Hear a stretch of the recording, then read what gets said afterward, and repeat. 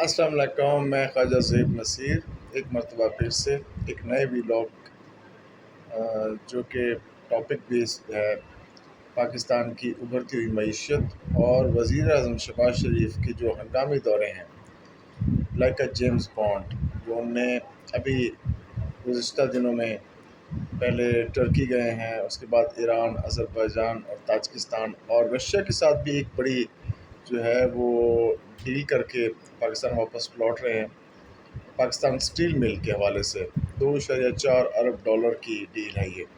تو اس پر ہم جو ہے وہ آج کے ویلاگ میں اس ٹاپک پہ بات کریں گے۔ آپ نے دیکھا ہوگا کہ انڈیا کی جو جارحیت تھی پاکستان پر،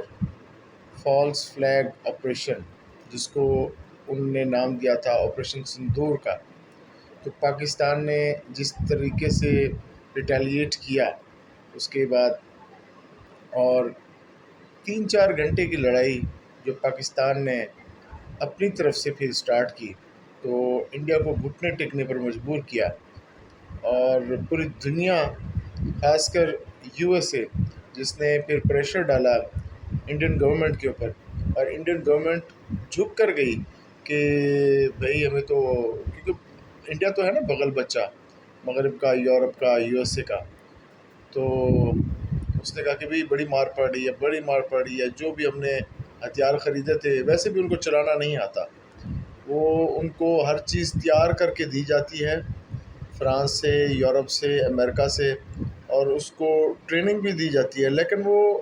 اصل میں بنی ہے نا، ان کا جنگ سے کوئی تعلق نہیں تھا۔ اب ہندوستان کی تاریخ اٹھا کر دیکھ لیں، ہندوستان کی تاریخ ہے کہ ہندوستان کے اوپر جو حکمرانی ہے وہ باہر سے آ کر لوگوں نے کی ہے، چاہے وہ اپنا افغانستان سے کچھ فیملیز آئیں، دورانی فیملی، خلجی فیملی، اور کیا کہتے ہیں غزنوی، سلطان محمود غزنوی جیسے لوگ، انہوں نے آ کر ہندوستان پر حکومت کی۔ ایرانین خاندان میں سے یہ مغلز یہ آئے، سکندر دا گریٹ آیا، سکندر الیگزینڈر دا گریٹ، اور حالانکہ اس کو شکست ہوئی یہاں پر کیونکہ اس کی فوجیں بہت تھکی ہوئی تھیں، وہ واپس چلی گئیں۔ تو ہندوستان کے اوپر جو ہے وہ باہر سے آ کر لوگوں نے بڑا جو ہے نا بڑے لمبے عرصے تک حکمرانی کی، اور آخر میں ایک گورا آیا برٹشر،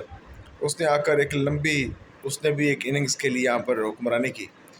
تو یہاں کا جو بنیا ہے وہ لڑائی نہیں کرتا بھائی، اور پھر سے یہ جو ہندوستان تھا یہ کوئی ایک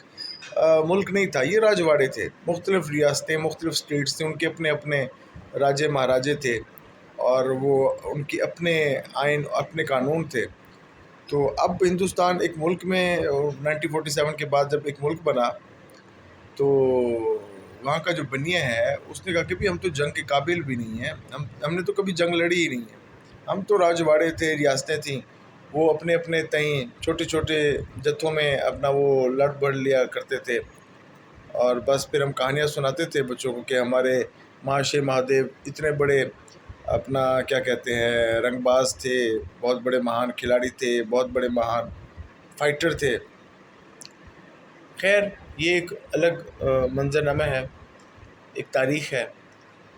اب پاکستان جس مقام پر پہنچ چکا ہے اس جنگ جیتنے کے بعد، پوری دنیا اس وقت پاکستان کی طرف دیکھ رہی ہے۔ ابھی بیچ میں ایک ڈیلیگیشن گیا ہے ششی تھرور، جو انڈین نیشنل کانگریس کے اپنا ایم پی ہیں، ان کی زیر قیادت ہندوستان کی جو جماعت ہے، حکومتی جماعت بی جے پی نے ایک ڈیلیگیشن بنا کر بھیجا ہے پوری دنیا میں کہ انڈیا کا جو اپنا پالیسی ہے اور انڈیا کی جو حکمت عملی رہی ہے اس جنگ کے دوران، اور پاکستان کو ایک ٹیررسٹ کنٹری ریکگنائز کرانے کے لیے جو انہوں نے ڈیلیگیشن بھیجا ہے، اس کو وہاں پر جو ہے نا پوری دنیا میں سب کی مل رہی ہے۔ 35 ملکوں میں سے 31 ملکوں نے اس انڈین ڈیلیگیشن کو ملنے سے انکار کر دیا۔ 31 ملکوں کے جو پارلیمنٹ کے عہدیداران تھے ان نے پارلیمنٹ میں گھسنے سے جو ہے نا منع فرما دیا ہے۔ ابھی کولمبیا گئے ہوئے تھے ششی تھرور صاحب نے، وہاں پر جو ہے وہ اپنا موقف رکھا ان کے سامنے. تو آگے سے جو کولمبیا کی گورنمنٹ کے لوگ تھے، آفیشل لوگ تھے، ان نے پاکستان میں جو اسٹرائک کیا انڈیا نے اور دہشت گردی کی، اس کی مذمت کی، جس پر ان کو جو ہے وہ بڑی آگ لگی اور وہ جو ہے نا وہاں سے چلتے بنے. تو اس وقت پاکستان اپنے بلندیوں کی طرف اس کا سفر ہے، اور لگتا یہی ہے کہ پاکستان کو سنا جا رہا ہے، پاکستان کے موقف کی تعریف کی جا رہی ہے. پاکستان کا جو اسٹرائک بیک تھا، پاکستان کی جو ریٹیلیشن تھی، پاکستان نے جو جوابی کارروائی کی ہے، اس کے اوپر جو ہے وہ دنیا بڑی معترف ہے. اور اس وقت پاکستان کی جو دفاعی صلاحیت ہے، اس کو جو ہے وہ ایڈمٹ کیا جا رہا ہے پوری دنیا کی طرف سے. اور اس وقت پوری دنیا کی نظر جو ہے، چاہے وہ یورپ ہے، چاہے وہ رشیا ہے، چاہے وہ یو ایس اے ہے، چاہے وہ اپنا گلف کنٹریز ہیں، جی سی سی کنٹریز ہیں جس میں ہمارے بہت ہی اپنا اتحادی برادرز ملک ہیں، سعودی عربیہ، یو اے ای، اچھا قطر ہو گیا، ابھی کویت ہو گیا. کویت نے بھی جو لیبر کلاس کے اوپر جو ہے وہ اپنا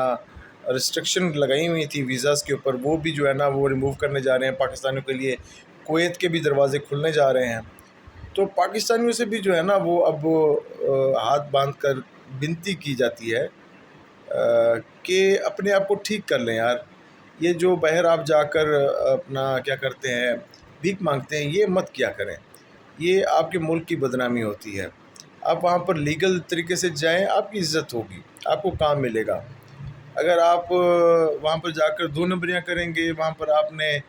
کرمنل ایکٹیویٹیز میں حصہ لیا، تو جو ہے نا ملک کی بھی بدنامی ہے، آپ کو بھی جیل نصیب ہوگی. تو اس وقت ایک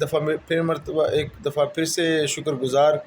ہیں ہم لوگ پاکستانی، خاص طور پر فیلڈ مارشل سید عاصم منیر صاحب کے، جو ہمارے چیف آف آرمی اسٹاف ہیں،